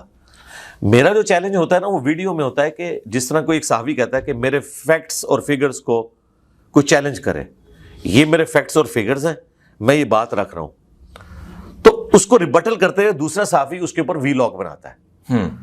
یہ تو نہیں ہوتا کہ وہ 5-6 دوست لے کے اس کے گھر پہنچ جاتا ہے کہ جی میں تیرا چیلنج قبول کرتا ہوں. ایسے تو نہیں ہوتا. تو میری ویڈیوز میں بھی کبھی ایسا نہیں ہوا کہ میں نے کسی کو یہ کہا کہ آپ یہاں پہ آ جائیں اور میرے سامنے بیٹھ کے بات کریں. میں کہتا ہوں میں نے ویڈیوز میں رکھا ہے، ظاہر ہے ہمارا تو سارا آن لائن کام ہے نا، یہاں تو کوئی مدرسہ نہیں، کوئی مسجد نہیں، میں کہیں بیٹھتا نہیں ہوں اس طریقے سے کہ لوگ آ کے مجھ سے اس طریقے سے ڈیبیٹ کریں. ہاں کوسچنز پوچھنے کے لیے آ سکتے ہیں، وہ تو اتوار والے دن سینکڑوں لوگ آتے ہیں، وہ آئیں. تو یہ میں نے کوئی اس قسم کا چیلنج نہیں دیا کہ مجھ سے آ کے مناظرہ کریں. اور دیکھیں جس فرقے کے وہ مولانا صاحب آئے تھے ان کے سب سے بڑے مفتی منیب الرحمان صاحب ہیں جو 20 سال تک رویت ہلال کمیٹی کے چیئرمین رہے ہیں. انہوں نے باقاعدہ پھر ویڈیو ریکارڈ کروائی ہے اسی ٹاپک کے اوپر. وہ کسی مدرسے میں بائی چانس گئے ہوئے تھے، وہاں انہوں نے کہا کہ وہ ایک مولانا صاحب ہیں، وہ اکیلے گئے ہیں، اکیلے فاتح بھی ہو گئے ہیں. اس طریقے سے مناظرے ہوتے ہیں، اس میں موضوع طے ہوتا ہے، شرائط طے ہوتی ہیں، پھر دونوں پارٹیاں ایگری بھی کرتی ہیں. تو اس طریقے سے مناظروں کا کوئی فائدہ نہیں. اگر ہیلدی ڈیبیٹ ہو نا اس کے میں حق میں ہوں، لیکن پاکستان میں وہ ممکن نہیں ہے. یہاں جو جذباتی رویے ہیں، آپ امریکہ میں اور یورپ میں دیکھیں، وہاں پہ نان مسلمز اور مسلمز کی بھی جو ڈیبیٹس ہوتی ہیں اکٹھے بیٹھے ہوتے ہیں. یہاں آپ سوچ سکتے ہیں اکٹھا بیٹھے نہیں، وہ تو مطلب تقریر پوری نہیں ہوگی، ایک دوسرے کو مار کے اٹھیں گے. آپ کو پتہ ہے پاکستان کی جو صورتحال. ایک اور چیز سر ایڈ کیجیے گا. اگر ہم دیکھیں جو صورتحال ہم نے دیکھا، چرچوں پر حملے ہوئے، کرسچن کی بڑی بڑی بستیاں جو ہیں ان کو جلا دیا گیا. اسی طرح اگر ہم دیکھیں ہندوؤں کی کم سن معصوم بچیوں کو جو ہے اٹھوا کر اغوا کر کے وہ پھر آتی ہیں ان کی ویڈیو کی، انہوں نے اسلام قبول کیا. یہی چیز، یہی روایت اگر ہم ہندوستان میں کسی مسلمان معصوم بچی کے ساتھ ہوتا ہے تب یہاں پہ فتوے بھی لگتے ہیں، لوگ غصے میں بھی ریلیاں نکلتے تھے.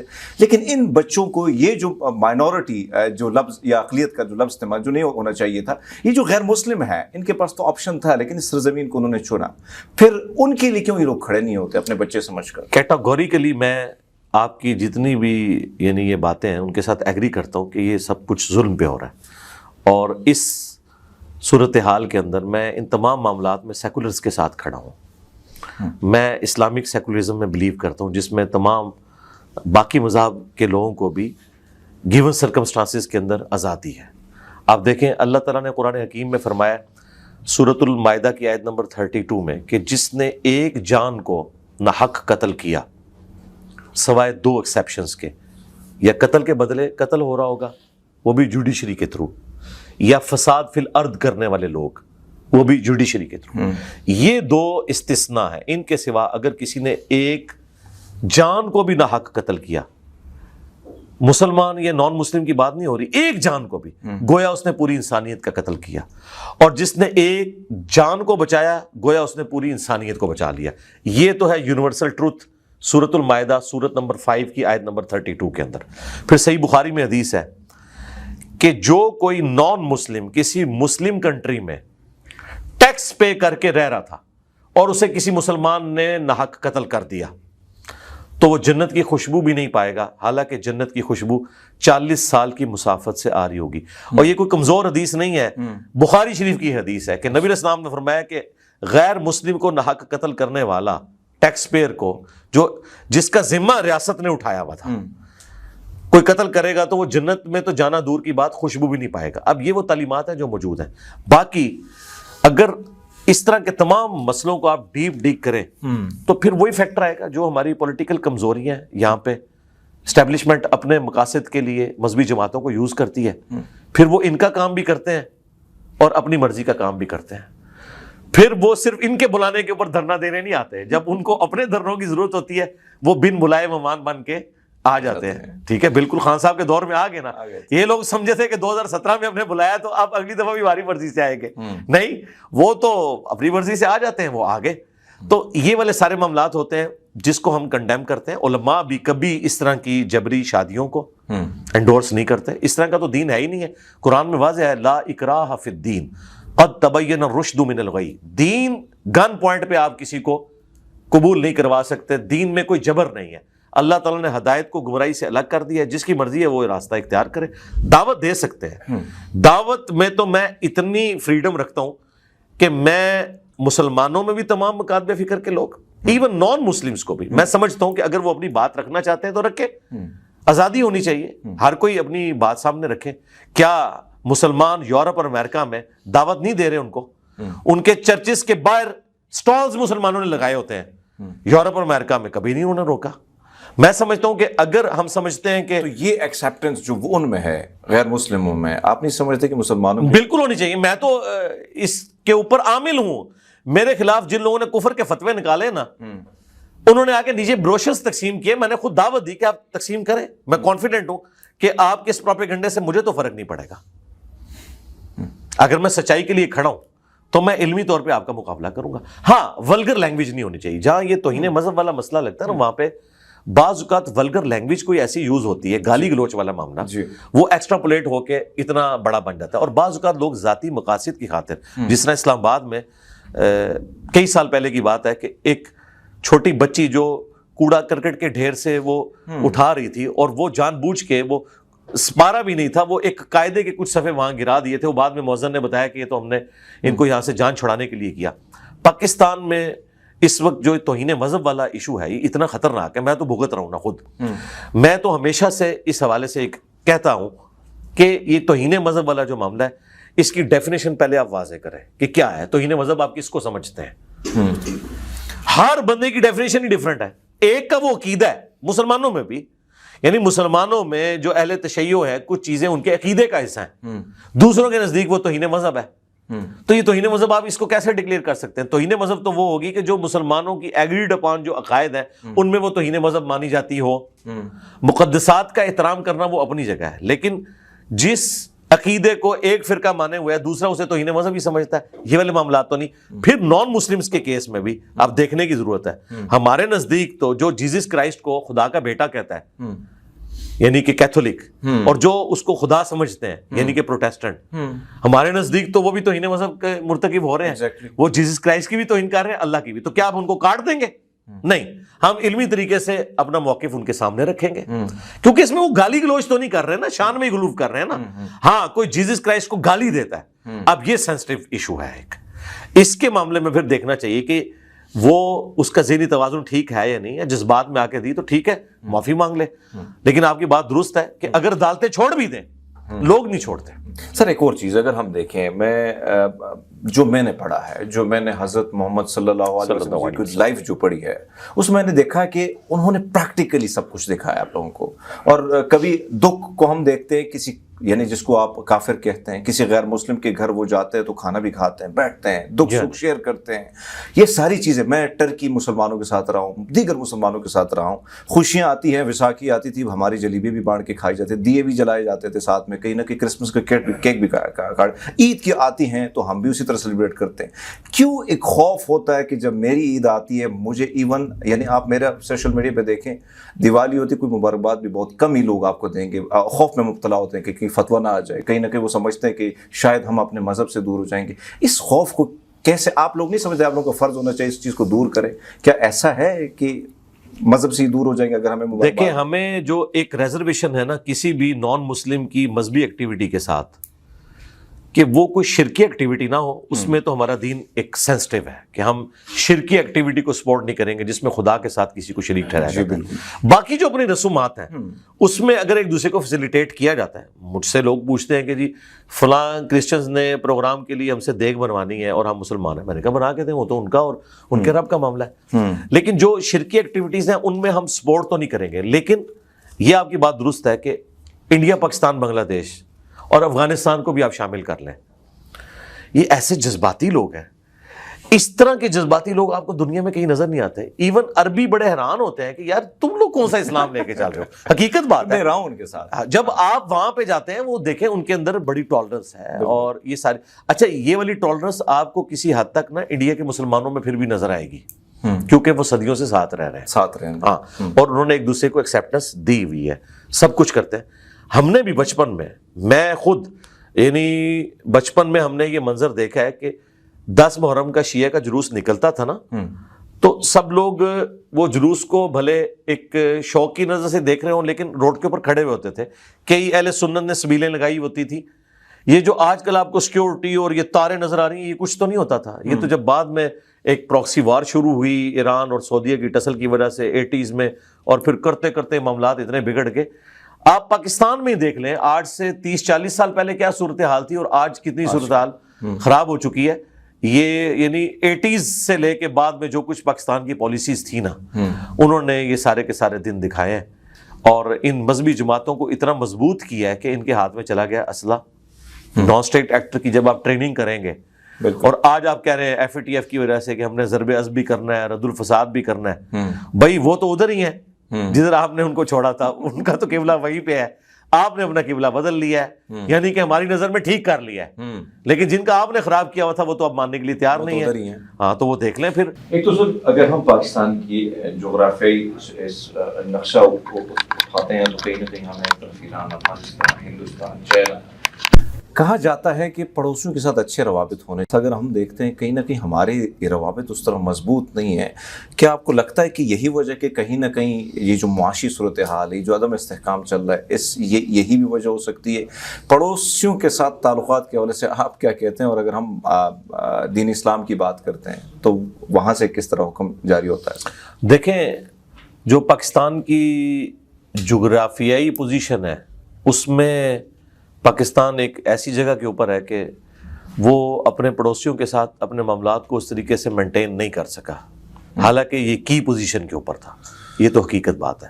اور اس میں سب سے بڑی چیز جو ہے وہ پاکستان کی جو سیاسی ایک استحکام والا معاملہ ہے نا، ڈیموکریٹک ویلیوز کے اندر کمی یہ ہے، اور اسی کی وجہ سے اکانومی بھی ہماری مضبوط نہیں ہے۔ جب اکانومی مضبوط نہیں ہے تو دنیا میں آپ کی بات تو نہیں سنی جائے گی۔ تو معاملات میں سمجھتا ہوں اسی وقت مس ہینڈل ہو گئے تھے جب ہم نے امریکہ کی طرف رخ کر لیا تھا، اپنے پڑوسی ملک رشیا کو چھوڑ کے، اور پھر وقت نے ثابت کیا، آج تو ہم کہتے ہیں کہ ہمیں انڈیا بھی تو ہے، اس نے تو سب کے ساتھ بنا کے رکھی ہوئی ہے، ہم بالکل اپنا سارا وزن ایک پلڑے میں رکھ بیٹھے، اور اب دیکھیں اس وقت امریکہ کو ہماری ضرورت ہی نہیں ہے، انہوں نے انڈیا کو رکھ لیا اپنے لیے۔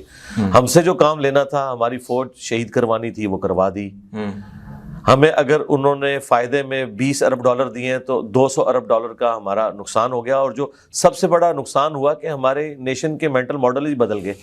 کلاشنکوف کلچر آ گیا, ہیروئن کلچر آ گیا, اور جو یہ جذباتی رویے آئے ہیں, یہ کتنی خطرناک چیز ہے. تو میرا خیال ہے پاکستان نے نقصان ہی اٹھایا امریکہ کی دوستی. سر آپ نے امریکہ کی بات کی, اس وقت اگر ہم دیکھیں کہیں نہ کہیں جو ہمارے پاس رپورٹس آ رہی ہیں, اور پھر آپ دیکھ رہے ہیں کہ چاہے وہ تیل کے ذخائر یا اس میں سودا کرنا ہو, تو ہمیں ڈالر بنسبت اب وہ کم دکھائی دے رہا ہے. لوگ مختلف ممالک اپنی کرنسی میں آگے بڑھ رہے ہیں, اور ایسا لگ رہا ہے کہ ایشیا ہی پاور اس طرف کنورٹ ہو رہی ہے, ڈائیورٹ یہ ساری چیزیں جو ہو رہی ہیں. پھر بھی پاکستان ابھی بھی کہیں نہ کہیں جھکاؤ امریکہ کی طرف ہے. آپ کو نہیں لگتا کہ ہمیں کیوں سمجھ نہیں آ رہی کہ دنیا کہیں نہ کہیں اور طرف, ایون ایران, سعودی عرب کو آپ دیکھ لیجیے گا سر. دیکھیں ان کے پاس تو کچھ ہے نا, وہ نیشن تو ہے نا, ایران ایک نیشن تو ہے نا. سعودی عرب کے پاس ریسورسز ہیں, ان کی مینجمنٹ بڑی سٹرانگ ہے گورنمنٹ لیول کے اوپر, اگرچہ ڈکٹیٹرشپ ہے. پاکستان کے پاس کوئی ایک خیر مجھے بتائیں کہ جو ہمیں جوڑے ہوئے ہو. اگر کسی درجے میں ہے تو ہماری فوج تھی, اور اس کی حالت بھی اب آپ کے سامنے ہے. باقی تو ہمارے پاس کوئی ایک خیر بھی ایسا نہیں ہے کہ جس کی بنیاد پہ ہم ایک نیشن ہو. یہاں پہ مذہبی اختلافات بھی, لسانی بنیاد کے اوپر اختلافات بھی, اور پھر دوسرے ملکوں کی جو پراکسی جنگیں ہیں وہ بھی یہاں پہ ہوتی ہیں. تو پاکستان کے ساتھ تو کئی ایک چیزیں اٹیچ ہیں, اور یہ تو پورے کا پورا آپ سمجھ لیں اس کو توڑ کے بنانے کی ضرورت ہے لوگوں کے جو اذہان ہو چکے ہیں. آپ جو دوسرے ملکوں کی مثالیں دے رہے ہیں ان کے پاس ڈیسیژن کرنا آسان ہے, ہمارے پاس بڑا مشکل ہے, کیونکہ ہم نے امریکہ سے بہت پیسہ لے کے کھایا ہوا ہے. ہمارے دو بڑے فائنینسر جو ہے نا پوری پاکستان کی ہسٹری میں, پہلے نمبر پہ سعودی عرب ہے اور دوسرے نمبر پہ امریکہ ہے. تو اس لیے ان کی مرضی بھی چلتی ہے نا. دیکھیں ان کی مرضی کتنی چلتی ہے کہ اتنا مضبوط ڈکٹیٹر مشرف ہے, اور نواز شریف صاحب کو وہ لے گئے ادھر سے آ کے, اس لیے کہ وہ ہمیں کھلاتے ہیں. تو یہاں پہ جو پاور ہے وہ ہے اسٹیبلشمنٹ کے پاس, اور ان کے پاس ڈائریکٹ بجٹ امریکہ سے اور سعودیہ سے آتا ہے. تو پھر مرضی تو ان کی چلے گی. ایک دن میں تو ہم اپنی جان نہیں چھڑا سکتے. ہم بڑی کوشش کرتے ہیں کہ چائنا اور امریکہ کے درمیان بیلنس کرنے کی کوشش کریں, اور پھر چائنا کے ساتھ جو ہماری دوستی ہے وہ اپنی جگہ ہے, اور اس میں صرف چائنا کا کمال نہیں ہمارا بھی کمال ہے, کیونکہ پاکستان نے بھی جو ان سے ٹیکنالوجی لی ہے تو بہت پیسہ کھلایا ہے چائنا کو. چائنا بھی پاکستان کا شکر گزار ہے اس اعتبار سے. چائنا تو اب خیر اپنی محنت کی وجہ سے اوپر چلا گیا, ادروائز شروع میں تو انٹرنیشنل پالیٹکس میں امریکہ کے ساتھ انٹروڈیوس چائنا کو پاکستان نہیں کروایا تھا. یہ آپ کو جو اب کا چائنا نظر آ رہا ہے یہ تو پچھلے 25-30 سال میں یہاں تک پہنچا ہے, ورنہ تو چائنا بھی ایک غریب ملک کی تھا, وہ اوپر آ گئے. تو اب اس طرف پیراڈائم شفٹ ہو رہا ہے, یہ بالکل آپ صحیح کہہ رہے ہیں. لیکن امریکہ سے ہماری جان چھوٹ نہیں سکتی, اور کوئی شخص اس زوم میں بھی مبتلا نہ رہے کہ امریکہ جو ہے وہ اپنی پاور لوز کر چکا ہے. اس وقت بھی لیڈنگ پاور امریکہ ہی ہے. ٹیکنالوجی کا ماسٹر بھی امریکہ ہے, اکانومی بھی ساری کی ساری اس کے گرد گھومتی ہے. امریکہ ڈیزرو کرتا ہے جی دنیا کو رول کرے, بھلے ہمیں یہ برا لگے. یعنی میری ذاتی پسند ناپسند الگ ہو سکتی ہے. امریکہ نے سیکنڈ ورلڈ وار میں ثابت کیا ہے کہ امریکہ سپر پاور ہے. امریکہ نہ ہوتا تو ہٹلر نے دنیا پہ قبضہ کر لینا تھا. یہ امریکہ ہی ہے جس نے یہ سب کچھ کیا ہے. جاپان کے مقابلے پہ آپ دیکھیں جتنے مسلمان ملک بھی آزاد ہوئے ہیں, 8 سے 70-80 سال پہلے تو ایک کوئی ایران ایک مسلمان ملک تھا, یا تھوڑے درجے میں آپ کہہ سکتے ہیں عرب کے اندر, ادروائز تو سب کے سب ہم کولونین پاورز کے انڈر تھے. انڈونیشیا ہو, ملیشیا ہو, مصر ہو, اور پاکستان, یہ سارے کے سارے ملک. یہ تو دوسری جنگ عظیم کے بعد ہم لوگ آزاد ہوئے ہیں, اور اس میں اس آزادی میں ہٹلر کا بھی ہاتھ ہے اور امریکہ کا بھی ہاتھ ہے کہ آپس میں دو مرغے لڑے ہیں اور ہم غریبوں کا بھلا ہو گیا. اچھا ایک اور چیز, اگر ہم مسلمان ممالک کی بات کریں, OIC بنی, پھر اگر ہم ان کے اتحاد کی بات کریں, سر OIC بن گئی ہے, اس کو آپ کیسے دیکھتے ہیں؟ یہ جو اتحاد ابھی تک مضبوط سے مضبوط تر نہیں ہو بلکہ مضبوط ہوا ہی نہیں ہے, اس کی کیا وجوہات ہے سر؟ ظاہر ہے کہ یہ صرف ایک پولیٹیکلی فورم انہوں نے بنایا ہوا ہے, اندر سے تو کوئی ایک نہیں ہے. آپ دیکھیں پیرلل میں مہاتیر محمد, طیب اردغان اور عمران خان یہ مل کے ایک اپنی OIC بنانے کی کوشش کر رہے تھے عربیوں کے مقابلے پہ, اور اس کی سزا پھر ہمیں بھی ملی. محمد بن سلمان نے جو کچھ کیا وہ آپ کے سامنے ہے. تو اب تھوڑا بہت عرب اور عجم کا جو معاملہ ہے وہ سیٹل ہوا ہے. محمد بن سلیمان جو ہے وہ اپنی تمام کمزوریوں کے باوجود یہ اس میں خوبی ہے، اس نے ایران کے ساتھ بھی دوستی کی ہے، ٹرکی کی طرف بھی وہ اپنا ہاتھ بڑھا رہے ہیں. ظاہر ہے وہ ایک اکنامک پوائنٹ آف ویو سے اپنے معاملات کو لے کے چلنا چاہتے ہیں. ظاہر ہے اب تیل تو 2050 تک کی مشکل سے نکلے گا، اس کے بعد تو ان کو شفٹ کرنا پڑے گا. انہوں نے اب سے تیاری کرنا شروع کر دی ہے، تو وقت بہتری کی طرف جا رہا ہے. لیکن مسلمان حکمران تو اپنی رعایا کے ساتھ مخلص نہیں ہے. یہ اوپر بیٹھ کے کسی ایک امت لیول کی کاز کے لیے کیا کام کریں گے؟ پھر ان میں سے میجورٹی جو لیڈر ہیں، بلکہ آلموسٹ 99% لیڈر وہ تو اپنی عوام کے نمائندے ہی نہیں ہیں. سیدھی سی بات ہے. آپ اس وقت بھی دیکھیں تو طیب اردغان ہی آپ کہہ سکتے ہیں کہ کسی حد تک وہ ایک نمائندہ لیڈر ہے اپنی نیشن کی طرف سے. اس لیے دیکھیں جب وہ آواز لگاتا ہے تو لوگ اس کے لیے نکلتے ہیں. باقی سب لوگ تو جبرن مسلط ہوئے ہیں. سیدھی سی بات ہے. سر اگر ہم فلسطین کے حوالے سے آپ کا جو موقف ہے میں جاننا چاہتا ہوں. اگر ہم پاکستان کی جانب سے بھی کہا گیا کہ 2 ریاستی حل، جس کو نہ صرف نتن یاہو نے جو ہے اس کو ڈینائی کیا، انہوں نے کہا کہ 2 ریاستی حل نہیں ہو سکتا، فلسطین تو پہلے اس کے حق میں نہیں ہے. آپ اس 2 ریاستی حل کو کیسے دیکھتے ہیں؟ پہلے تو یہ کلیئر کر لیں کہ یہ جو 2 ریاستی حل ہے نا، اس کے ساتھ بانی پاکستان محمد علی جناح تو ایگری نہیں کرتے تھے. ٹھیک ہے، لیکن گراؤنڈ ریئلٹی یہ ہے کہ مسلمانوں کی بقا اس وقت اسی میں ہے کہ کسی طریقے سے 2 ریاستی حل ہو جائے، کیونکہ وہ پاور میں آ چکے ہیں. پاور میں آنے والے لوگ اپنی پاور کو شیئر نہیں کرتے. یہ کہتے ہیں وہ ناانصافی پر مبنی تھا. بھائی ناانصافی پر مبنی کیا، انہوں نے تو قبضہ کر لیا ہوا تھا. گریٹ برٹن جنگ جیت چکا تھا، امریکہ جنگ جیت چکا تھا. وہ تو 100% بھی ہم سے ملک لے لیتا، تب بھی ہم کچھ نہیں کر سکتے تھے. یہ تو بڑی مہربانی ہے کہ UNO میں یہ سارا معاملہ ہوا اور چلیں 55-45 کی بنیاد پہ ہی طے ہو گیا. آج تو ہم کہتے ہیں ہمیں تو 40% بھی مل جائے، 30% بھی مل جائے تو بڑی بات ہے. تو یہ جو ہمارے اس وقت سٹنگ پرائم منسٹر کاکڑ صاحب نے بات کی ہے، اس کا لوگ مذاق اڑا رہے ہیں، جذباتی مذاق اڑا رہے ہیں. میں بالکل ان کے ساتھ ایگری کرتا ہوں کہ محمد علی جناح نے اس زمانے میں اگر ایک بات کی تھی، اس وقت گراؤنڈ ریئلٹیز ڈیفرنٹ تھی. اس وقت یہ بات کرنا ان کی ایک ذاتی شغف والی بات تھی.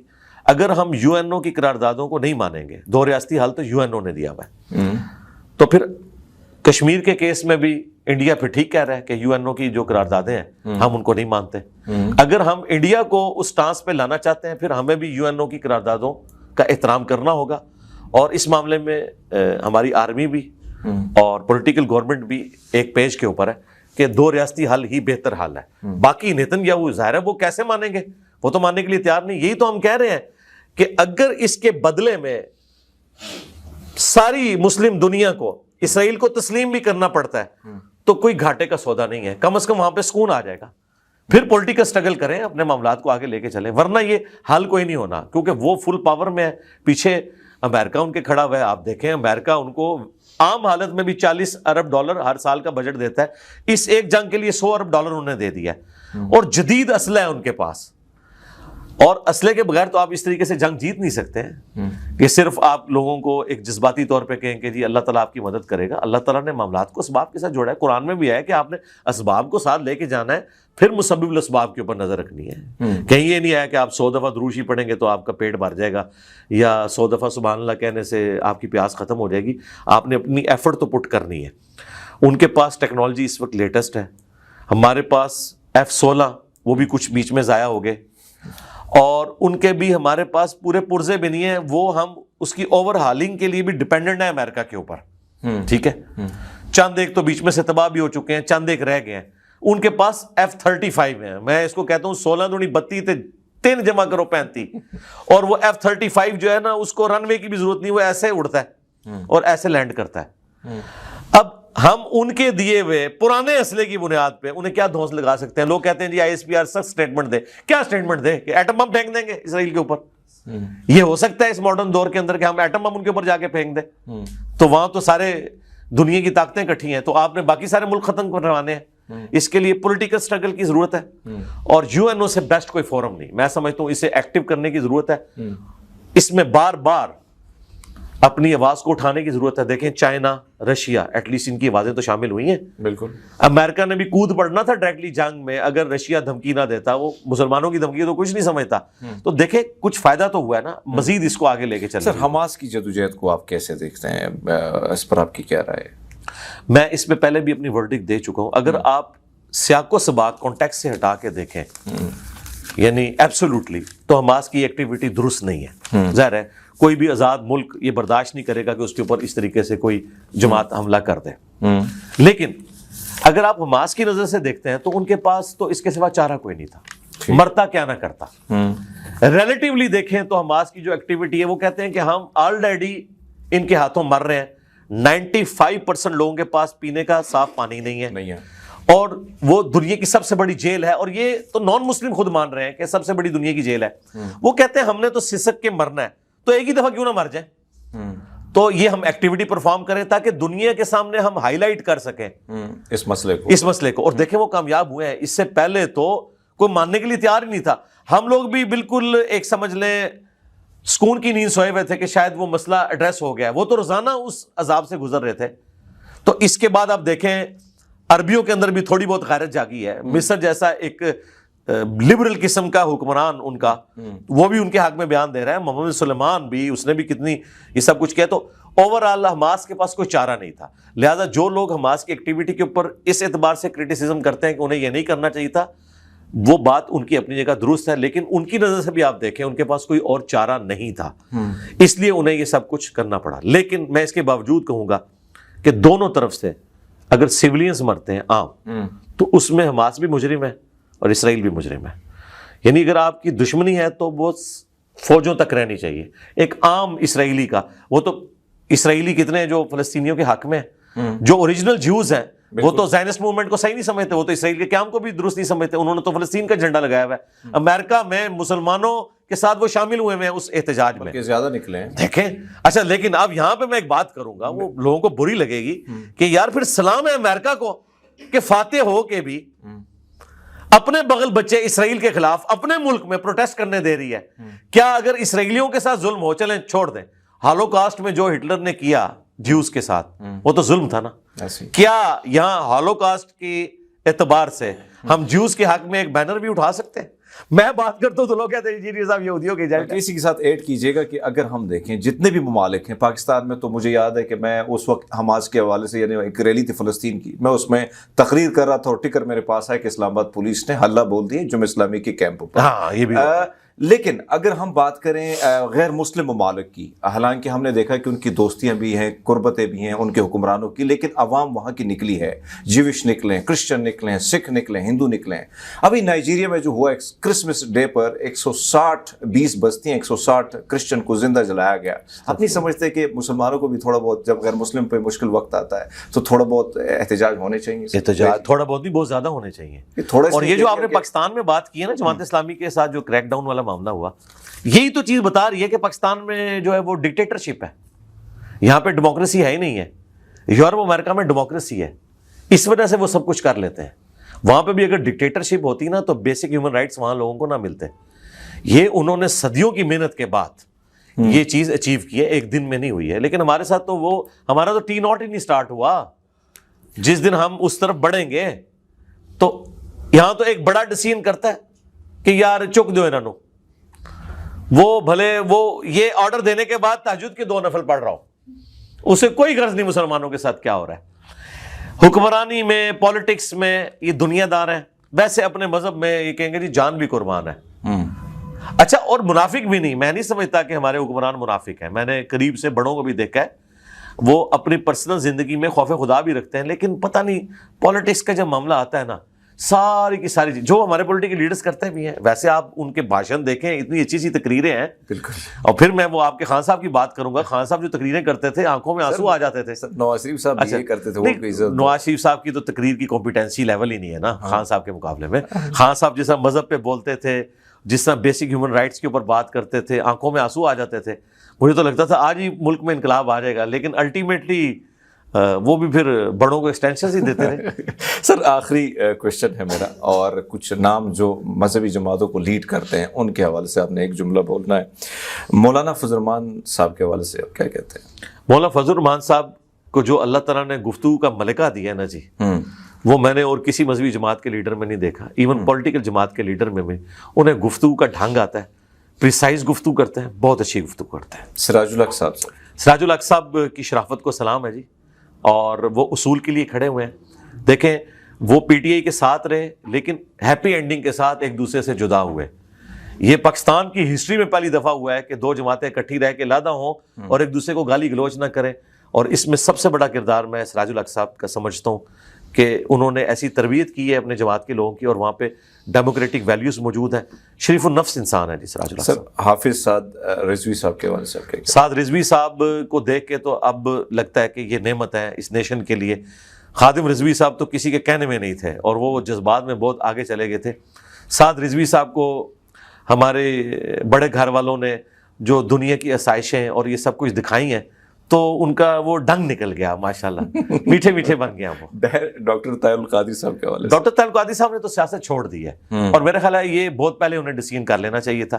ہم ویلکم کہتے ہیں کہ وہ ان الیکشنوں میں ٹپک نہیں آئے, کیونکہ وہ اچانک الیکشنوں کی بات ہوئی تھی شروع, تو دوبارہ خبریں آ رہی ہیں کہ لو جی پھر کوئی کام ہونے لگا. لیکن الحمدللہ سکون سے وہ بیٹھے ہیں, وہ وہیں بیٹھے رہے کینیڈا میں. ہاں کینیڈا میں بیٹھے رہے, اور وہ جو دینی کام کر رہے ہیں وہی کرتے رہے. اور میں بتاؤں ڈاکٹر صاحب امت کے لیے اس حوالے سے نعمت ہے کہ نان اسٹیٹ ایکٹرز کے خلاف اور یہ جو جذباتی رویے ہیں نا مسلمانوں میں, اس کے خلاف سب سے توانا آواز اگر کسی بڑی شخصیت کی رہی ہے نا, آج کل تو سارے بول رہے ہیں, وہ ڈاکٹر طاہر القادری صاحب ہیں. سر مفتی تقی عثمانی صاحب. تقی عثمانی صاحب مسلمانوں کے لیے اس اعتبار سے میں سمجھتا ہوں بہت بڑی نعمت ہے کہ پوری دنیا میں اسلامک بینکنگ کے حوالے سے جو خدمات ہیں نا, وہ اگر ایک بندے کو اگر کوئی کریڈٹ جاتا ہے نا کہ پاکستان میں اسے اسٹیبلش کرنا اور اس کے سارے خد و خال واضح کرنا, پھر بکس کی فارم میں آ کے ایک ایک وصفے کو سیٹل کرنا, یہ وہ ساری چیزیں میں ان کی کتابیں پڑھنے کے بعد یہ بات کر رہا ہوں. تو میں اس اعتبار سے انہیں ایک تاریخ ساز شخصیت سمجھتا ہوں. علامہ راجہ ناصر عباس صاحب. سر راجہ ناصر عباس صاحب کو میں اتنا زیادہ جانتا نہیں ہوں, اس لیے ان کی سیاست سے میں کوئی ایسا واقف نہیں ہوں. مفتی منیب الرحمان صاحب. مفتی منیب صاحب تو ماشاء اللہ تعالیٰ ہمارے ایک میٹھے مفتی صاحب ہیں, اور کبھی کبھار غصے میں آتے ہیں, لیکن اوور آل ماشاء اللہ ان کا جو بولنے کا سٹائل ہے اور نپی تلی گفتگو کرنا, میں سمجھتا ہوں کہ اسٹیبلشمنٹ کے لیے ایک بہت بڑی نعمت ہے کہ جب بریلوی وائلنٹ ہوتے ہیں تو ان کے ذریعے وہ ان کو قابو کر لیتے ہیں. بہت شکریہ. آپ کا جو موقف تھا ہم نے عوام کے سامنے رکھا, آپ سب کا بہت شکریہ.